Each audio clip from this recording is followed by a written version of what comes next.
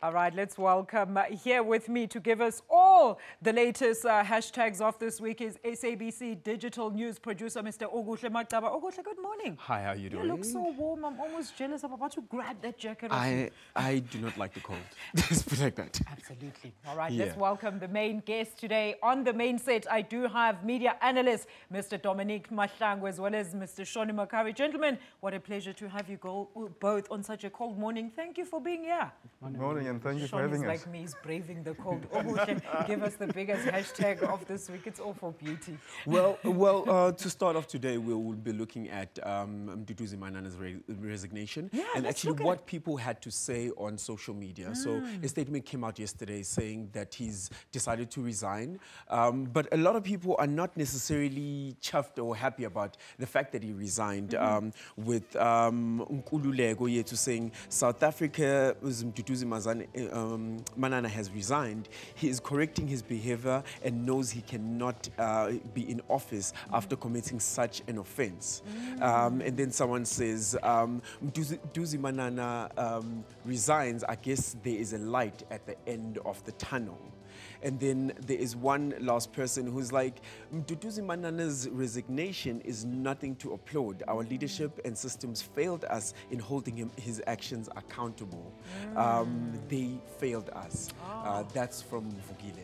All right. Well, absolutely interesting that, I mean, there's Namudi Calvin says that we cannot rejoice over Deputy Minister Mduduzi Manana's resignation. He was supposed to be fired. Gentlemen, what do you think about these assertions on Twitter? Dominic, let's start with you. No, I think, Alicia, sorry, I think, you know, you can expect such views from South Africans. You know, you can never please everyone. But I think the Deputy Minister took a high road and he had to come to that decision. But at the end, I will say that you can't satisfy everyone. Yeah, that's true. Sean, he's resigned. What more do people want? Isn't that what they were calling for? I guess they were asking, they would have preferred that he did it earlier. However, he still, you know, in my view, he still did the right thing.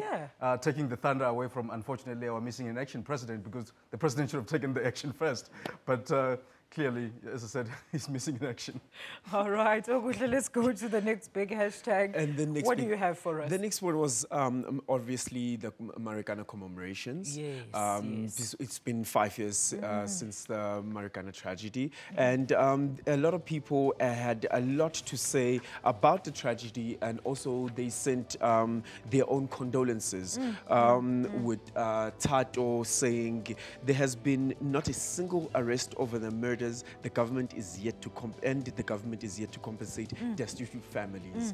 And then we also have another tweet said, on this day, poor miners died at the hands of their own caring government, lest we forget. Do we have more tweets, Okuhle? And then there's Bayabonga who says, today it's 5 years down the line since our brothers and uncles were gunned down in Marikana. South Africa is a banana shame.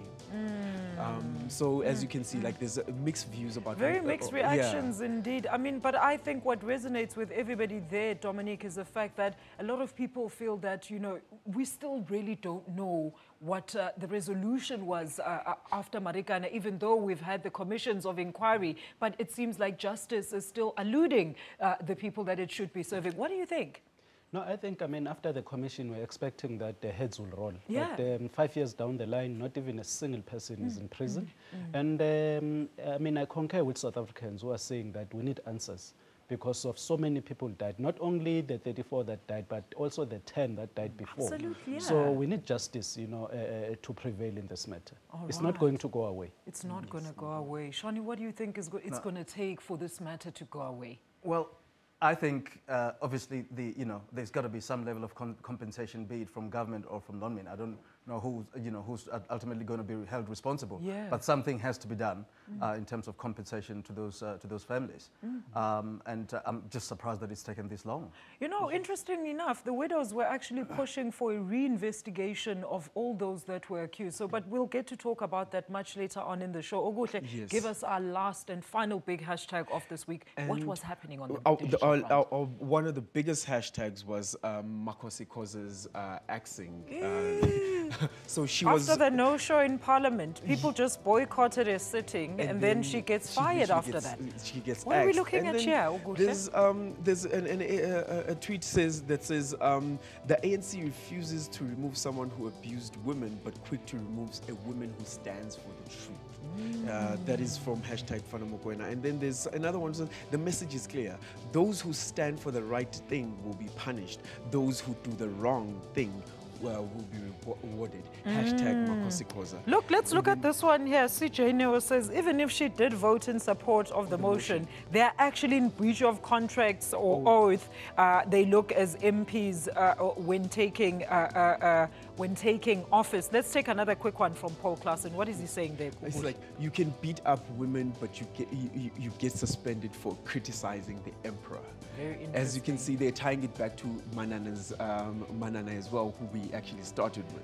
Which Shoni was resonating with a while ago. Shoni, let's hear you first. Well, you know, Makosikoza had the moral high ground all along. Why did she have to go and muddy the waters by insulting those other MPs? Yeah. You know, it was unnecessary. She should have, kept the moral high ground, as I said, and actually, but now people are beginning to wonder, is she the person we think she is?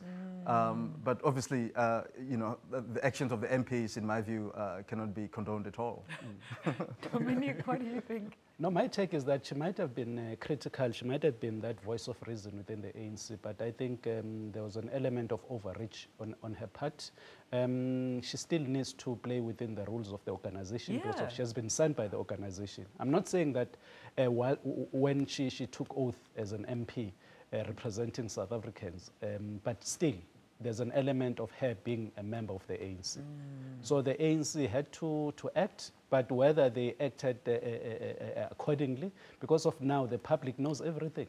So each and every step that the ANC takes, the public will always have its own views on it. Let's just give our viewers the URL because we run out of time. Yeah, well, if everyone, people want to see more on, they can go to sabc.co.za /news. All right. Well, coming up after the break, ANC fight Dr. Makosikoza, ANC KZN court battle, more ANC matters when we return. Stay tuned to Media Monitor.